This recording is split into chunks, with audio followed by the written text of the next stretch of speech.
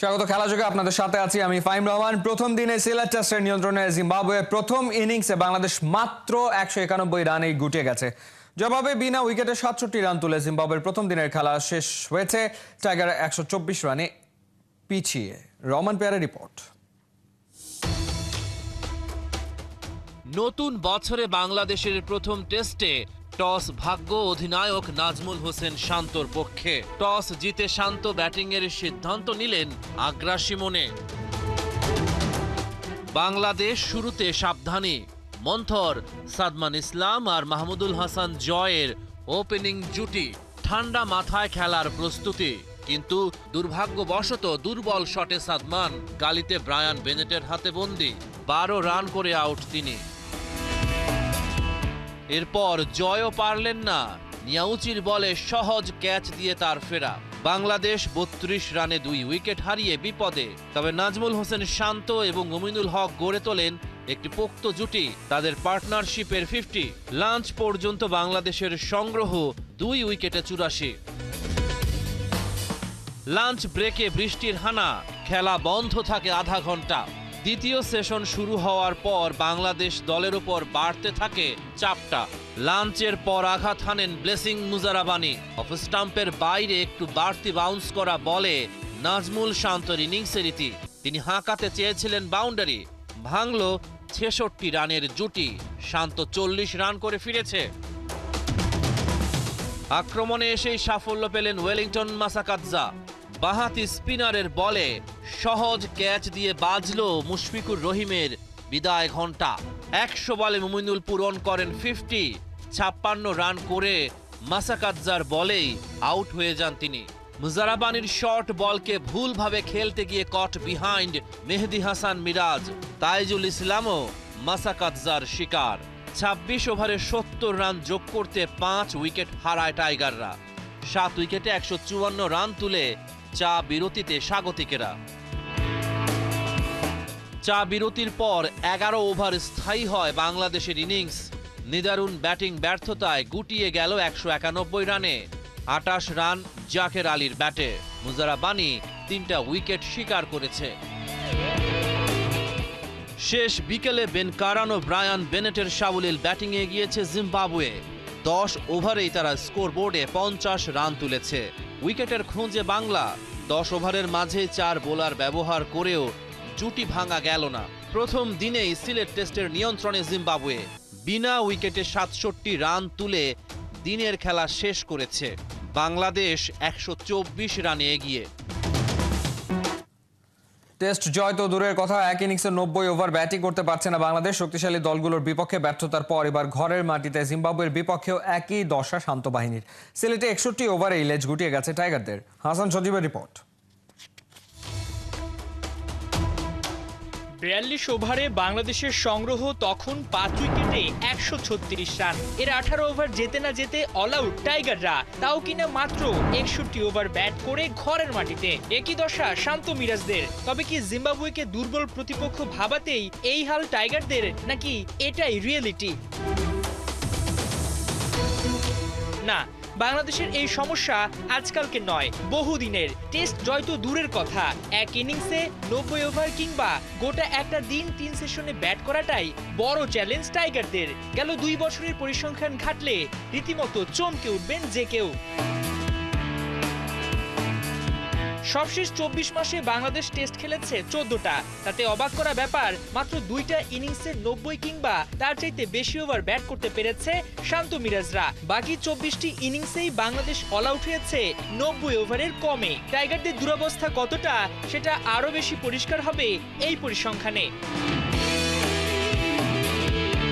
সবশেষ 2 বছরে টেস্টে বাংলাদেশ যে কয়টা ইনিংস খেলেছে তাতে 6 থেকে 39 ওভারের মাঝে অল আউট হয়েছে 3 বার। 40 থেকে 65 এর মধ্যে গুটিয়ে গেছে 9 বার। 66 থেকে 80 ওভারের মাঝে অল আউট হবার সংখ্যা 5টি। এছাড়া 3টি ইনিংসে বাংলাদেশ গুটিয়ে গেছে 90 থেকে 100 এর বেশি ওভারে। সব বিশ্লেষণ করলে দাঁড়ায় এক ইনিংসে বাংলাদেশের গড় ওভার আনুমানিক 60।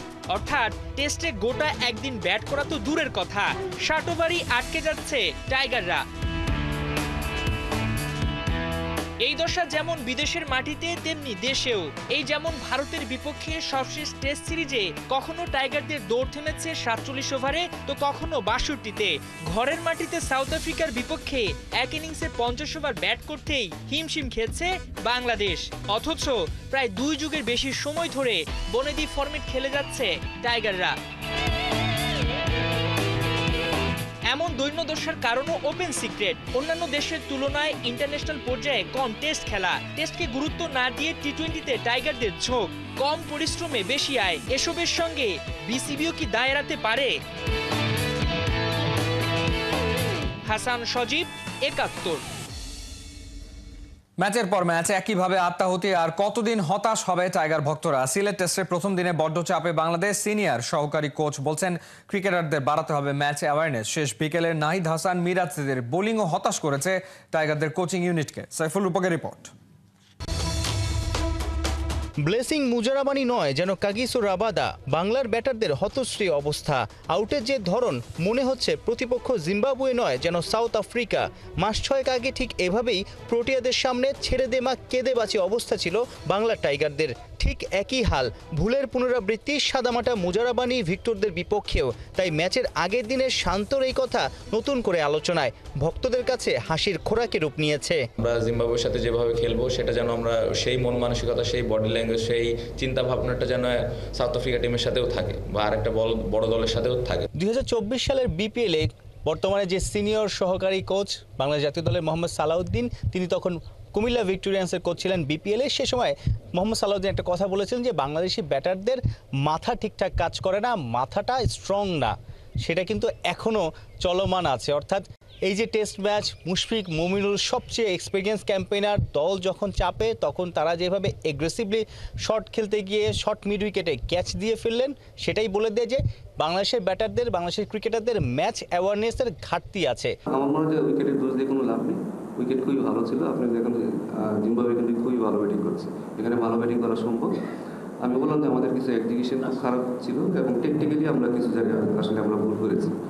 আর যারা ব্যাটিং করেছে তাদেরকে কখনো মনে হয় না যে তারা খুব আনকমফোর্টেবল আছে বা তাদের কনফিডেন্সের অভাব আছে। আমার মনে হয় অ্যাপ্লিকেশন আমরা ভালো করিনি, আমাদের টেকনিক্যালি কিছু মিস্টেক করেছি এবং হয়তো আমাদের শর্ট সিলেকশন ভালো ছিল।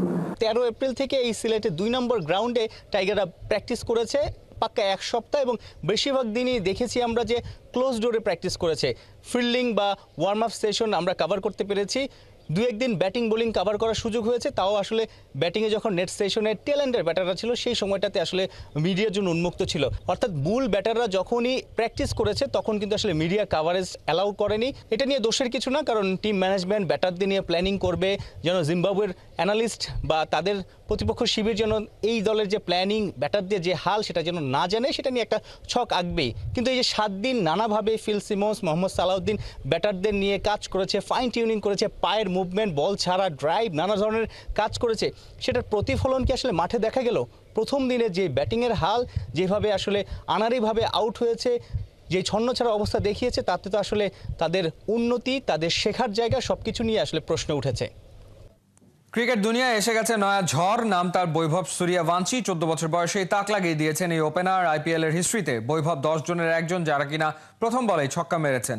অভিষেক রাঙিও কাঁদলেন এই টিনেজার। কোনুর কণা রিপোর্ট। ছক্কা মেরে শুরু, 20 বলে 34। চারিদিকে একটাই কথা, অভিষেকটা রাঙিয়ে নিলেন নয়া এই ইয়াংস্টার।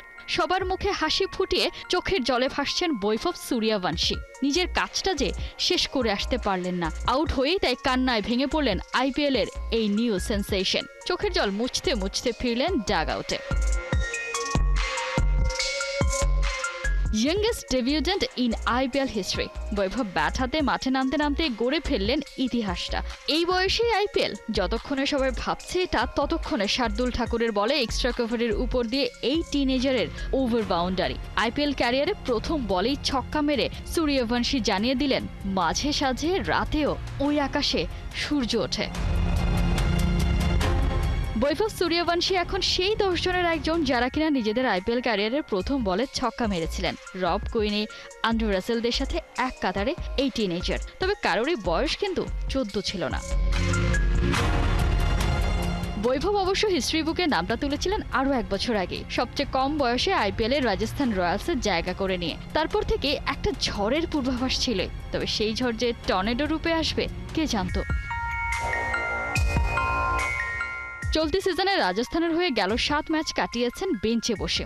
অবশেষে সঞ্জু স্যামসনের ইনজুরিতে কপাল খুলছে বৈভবের। প্রথম ম্যাচে গুরু দায়িত্ব, বড় টার্গেট চেস করতে হবে জয়সওয়ালের সাথে কাঁধে, তারপর রেখে লড়তে হবে লড়াইটা। এমন প্রেশার গেমে আগ্রাসী স্টার্ট। 170 স্ট্রাইক রেটে 20 বলে 34 রান করলেন বৈভব সূর্যবংশী। হার দিয়ে ক্যারিয়ার শুরু হলেও এক নয়া গল্পই লিখে গেলেন 14 বছরের বৈভব। প্রথম ম্যাচে প্রতিপক্ষের বোলারদের টুটি চেপে ধরে জানিয়ে গেলেন বৈভব সূর্যবংশী ক্রিকেট দুনিয়ার স্পর্ধার নাম। কোহিনুর কণা, 71। বয়সভিত্তিক 3 টুর্নামেন্ট ঘিরে মাস্টার প্ল্যান নিয়েছে বাফুফে, যার প্রস্তুতির বড় অংশ জুড়েই আছে যশোরের শামসুল হুদা ফুটবল একাডেমি। সাফ ছাড়াও এশিয়ান কাপের দ্বিতীয় পর্ব এবার বাফুফের নিশানায়। ফুটবলের উন্নয়নের স্বার্থে শর্ট টার্মের সাথে লং টার্ম প্ল্যানে 8 বিভাগকে যুক্ত করছে বাফুফের ডেভেলপমেন্ট কমিটি। বিস্তারিত পার্থবণিকের রিপোর্টে। এলমান মতিন ইংল্যান্ড থেকে, Abdul Kadir from Italy, Farzad Aftab straight out of USA. Bangladeshi বংশোদ্ভূত 3 প্রবাসী ফুটবলার, যাদের ঠিকানা এখন যশোর। লক্ষ্য লাল সবুজের জার্সি, মঞ্চ সাফ অনূর্ধ্ব 19 চ্যাম্পিয়নশিপ। বয়সভিত্তিক সাফের আগে এই 3 প্রবাসী ফুটবলারের আশা এরই মধ্যে সংবাদের শিরোনাম হয়েছে। তবে মানুষের মনে আরও এক বিষয়ে ব্যাপক কৌতূহল। সাফের প্রস্তুতির জন্য ঢাকা ছেড়ে কেন 185 কিলোমিটার দূরে বাফুফের এই ক্যাম্প? রাজধানীর আধুনিক সুযোগ সুবিধা কি সেখানে মিলবে? উত্তরের জন্য যশোরের শামসুল হুদা ফুটবল একাডেমিতে চোখ ফেলতেই সব স্পষ্ট হলো। 3টা মাঠ, আধুনিক আবাসন, ফুল ফ্লেজড জিম, উন্নত ডাইনিং, কি নেই সেখানে? 65 বিঘার এই একাডেমিতে যা আছে ঢাকায় তা এক কমপ্লেক্সের ভেতরে মেলা বেশ মুশকিল। আর এই একাডেমি যার, তিনি বাফুফের সহসভাপতি ও ডেভেলপমেন্ট কমিটির চেয়ারম্যান নাসের শাহরিয়ার জাহেদি। যেখানে বিভিন্ন ফেডারেশনে পদ পদবি ব্যক্তি স্বার্থে ব্যবহারের অভিযোগ আছে, সেখানে নাসের শাহরিয়ার জাহিদি নিজের ফ্যাসিলিটি জাতীয় দলকে দিয়েছেন সম্পূর্ণ ফ্রিতে। কিভাবে এলো এই প্ল্যান আর কেমনই বা মিলছে ফিডব্যাক? বাফুফের সহসভাপতি জানিয়েছেন পর্দার আড়ালের সব কথা। ঢাকাতে আমরা টিমকে রাখার প্রপার জায়গা, কমলাপুলে যেটা আছে সেটা প্লেয়ারদের অনেক কষ্ট করে থাকতে হয়। তো সেজন্য আমরা যশোর ফুটবল একাডেমিতে, ওখানে যেহেতু সব সুযোগ সুবিধা রয়েছে, 3টে খেলার মাঠ তাদের জন্য রেডি থাকবে প্র্যাকটিসের জন্য, খাওয়া দাওয়ার জন্য প্রপার ডাইনিং হল, ট্রেনিংয়ের জন্য অডিও ভিজুয়াল ক্লাসরুম, যেখানে সফটওয়্যার দিয়ে আপনি প্লেয়ারদের মুভমেন্ট, কম্পিটিশন মুভমেন্ট এগুলো মনিটর করা যায়। তো সব কিছু মিলে অ্যাজ আই হ্যাভ হার্ড তারা খুশি সোফারে 2-3 দিন হলো। তো সাফ অনূর্ধ্ব 19 শেষ নয়, এরপরই শুরু হবে অনূর্ধ্ব 17 দলের ব্যস্ততা, যেখানে বয়সভিত্তিক এই দল অক্টোবরে সাফ ও নভেম্বরে অংশ নেবে এএফসি এশিয়া কাপে। তাই মে থেকে অক্টোবর পর্যন্ত 5 মাস ব্যাপী যশোরের এই একাডেমিতে ক্যাম্প করবে অনূর্ধ্ব 17 দল। লম্বা সময় শুধু ফুটবলই নয়, থাকবে রিক্রিয়েশনেরও ব্যবস্থা।